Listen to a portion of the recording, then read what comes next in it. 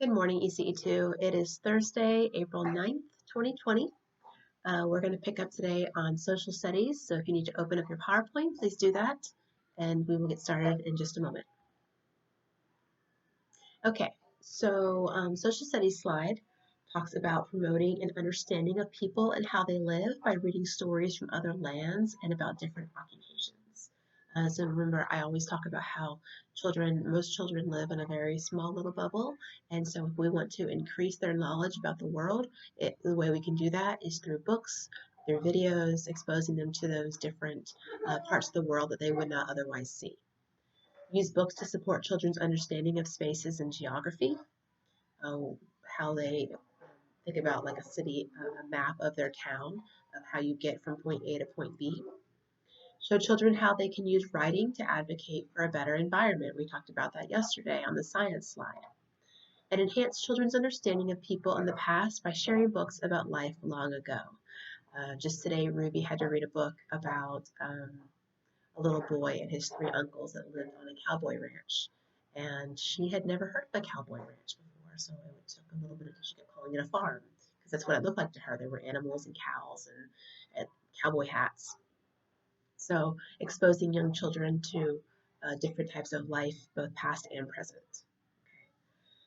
Going on to the next slide.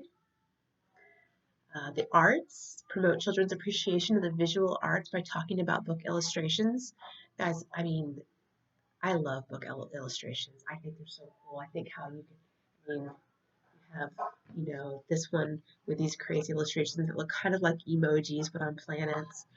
And then you've got your jungle tales with the cartoony looking animals. And then you've got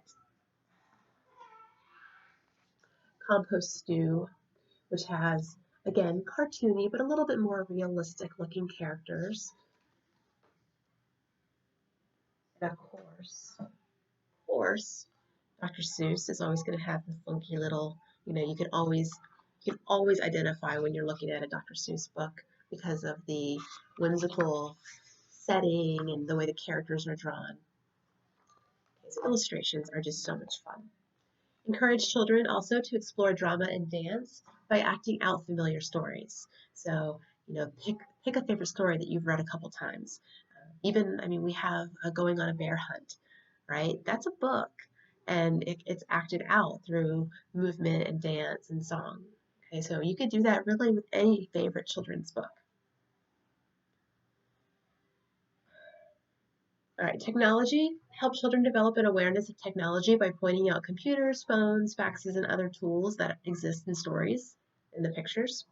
Encourage children to, I'm sorry, it's getting late.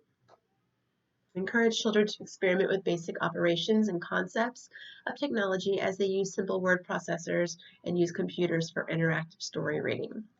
I'm going to have to remember when we get back to school, whether it's this year or next year, I still have this is like a trip down memory lane for me with this chapter because I always loved books.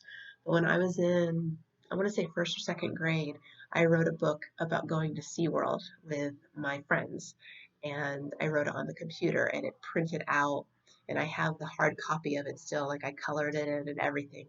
But the print on it, because it's such an old school computer, an old school printer, but that was me doing this as a child. That was the technology of it when I was a kid.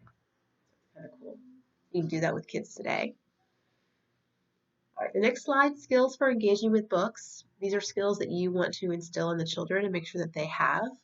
Listening for understanding, exploring books. They don't just walk over to the bookshelf and pick one book up and say, okay, I'm just going to read this one because it's the first one I picked. You want to teach them to explore the different books and the titles and the illustrations.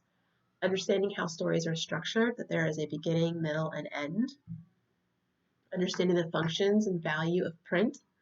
Recognizing that written words correspond to spoken words, that the words that we're reading,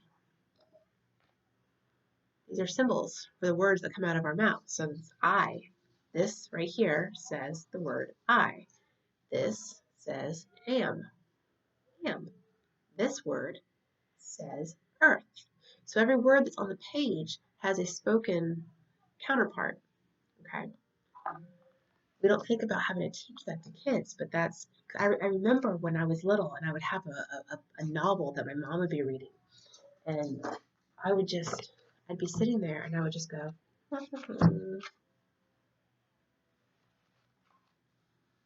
and I would sit there and I would just look at the pages and I would say, "Oh, I finished. Mom, I read this whole book." And she'd be like, "Oh, yeah, okay, sure you did." Because I didn't understand yet that reading meant more than just staring at the page and looking at all the pretty little symbols on the page.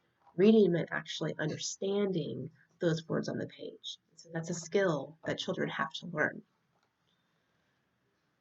Connecting written symbols with sounds. So all of our letters are written symbols, and all of those written symbols connect to a sound. Matching words with the printed text, and recognizing printed words, which in turn is reading. Okay. All right. Responding to each child. You can gain many insights into a child's language development and emerging literacy skills by focusing your observations. Notice if the child shows a preference for certain topics or books and connects them to experiences. Me, when I'm reading for enjoyment, I like mysteries, I like some horror, I like some romantic mysteries sometimes. I'm not really interested in reading history or historical history unless there's mystery involved in it. I don't like books on technology. Everybody has their certain likes and dislikes. It's the same with everything, but it includes reading, including children. Talks about the story, pretends to read it, and points out words in the text. Handles a book appropriately and follows print from left to right and top to bottom. Retells stories in his own words or by using props, and writes or scribbles messages to communicate meaning. All right, and that is the end of chapter 10. So today is Thursday, so I'm not going to have the notes due until next Friday, which is also when your storybook is due, your storytelling, but I will have the assignment open so that if you finish your annotations, you finish your notes, and you want to turn it in early, you are more than welcome to do that. Okay. We will have some short little assignments next week, probably just one or two, because I want you focusing mostly on your storytelling, but just for day-to-day things, we'll have a couple things. And of course, we still have tomorrow, so please come back tomorrow, and I will see you then. Have a good day. Bye.